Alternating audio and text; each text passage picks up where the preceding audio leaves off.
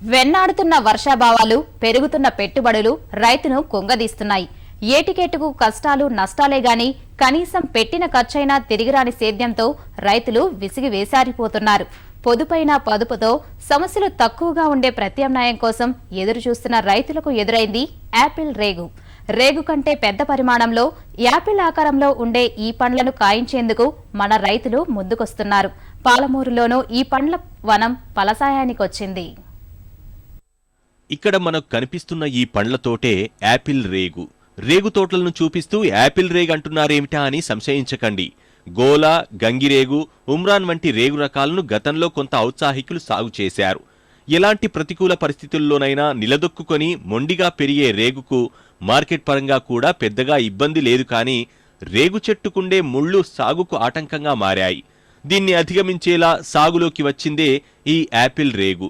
చూసేందుకు రేగు చెట్టులానే ఉన్న ఆకును చూసినా, కాయను చూసినా రేగే అనిపించినా ఈ చెట్టును చూడండి, ఎక్కడా ముల్లన్నది మీకు కనిపించదు. బెట్ట పరిస్థితులను తట్టుకునే రేగు వేరు మూలం మీద యాపిల్ చెట్టులోని సుగుణాలు వచ్చేలా అంటుకట్టడం ద్వారా రూపొందించిన మొక్కే ఈ యాపిల్ రేగు.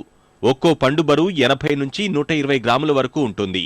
మంచి పోషణలో 200 గ్రాముల వరకు బరువు తూగుతాయి ఈ యాపిల్ రేగు పండ్లు. రుచి మాటకొస్తే తీపి కలిపిన పులుపుతో జిహ్వను ఆకట్టుకునేలా ఉంటుంది. రేగులా మధ్యలో ఒకటే గింజ ఉంటుంది. సైజు మాత్రం సాధారణ రేగు రకాల కంటే పెద్దగా, ఆకారంలో యాపిల్లా కనిపిస్తుంది. ఈ వివరాలన్నీ తెలుసుకున్న పాలమూరు రైతులు సాగుకు ముందుకొచ్చారు. ఇప్పటికే సాగులో ఉన్న మహారాష్ట్ర నుంచి మొక్కలను తెచ్చుకొని సాగుకు ఉపక్రమించారు.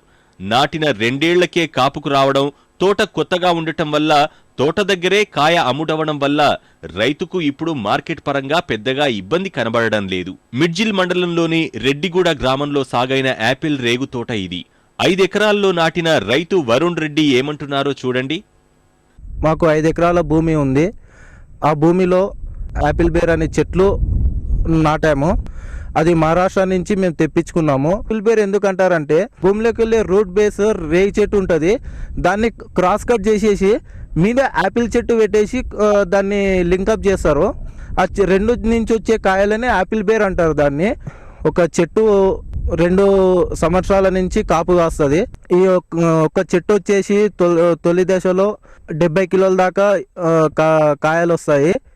తర్వాత 3వ సంవత్సరం నుంచి ఒక చెట్టు 200 కిలోల దాకా దిగుబడి వస్తుంది. దీని మార్కెటింగ్ వచ్చేసి హైదరాబాద్, కొత్తపేట మార్కెట్. కొద్దిగా ఇబ్బంది అవుతుంది మనకు అక్కడ సేల్ చేయాలంటే. కాకపోతే ప్రస్తుతానికి మన దగ్గర వచ్చేసి లోకల్లోనే తీసుకెళ్తున్నారు. పబ్లిసిటీ చేసాము దీని గురించి. పర్ కేజీ 50 రూపీస్ 50 రూపాయలు పడుతుంది. ఇది మన మార్కెట్ ధర వచ్చేసి 30 రూపీస్ అట్లా పడుతుంది. దీనికి వచ్చేసి మెయిన్ తెగుళ్ళు ఎలాంటివి ఉండవు. మన ఒక్కటి దీనికి ఏంటంటే మన తెలంగాణ గవర్నమెంట్ మార్కెటింగ్ దీనికి ప్రొవైడ్ చేస్తే చాలా మంచిగా ఉంటుంది.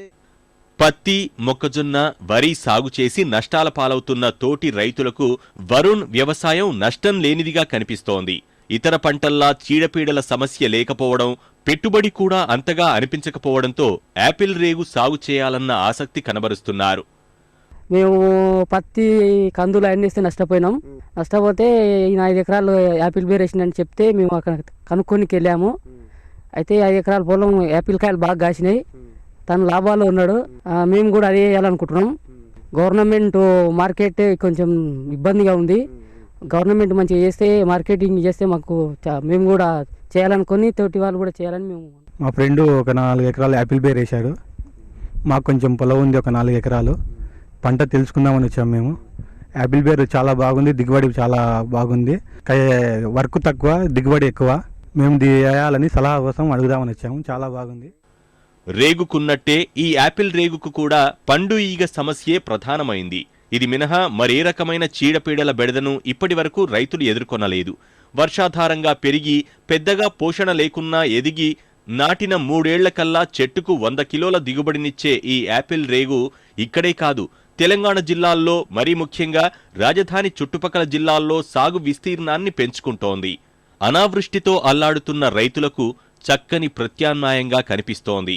వినియోగదారులు తినడానికి అలవాటు పడితే ఈ యాపిల్ రేగు సాగుకు మార్కెట్ బాగానే ఉంటుందనే ఆశాభావంతో రైతులు సాగుకు ముందుకొస్తున్నారు.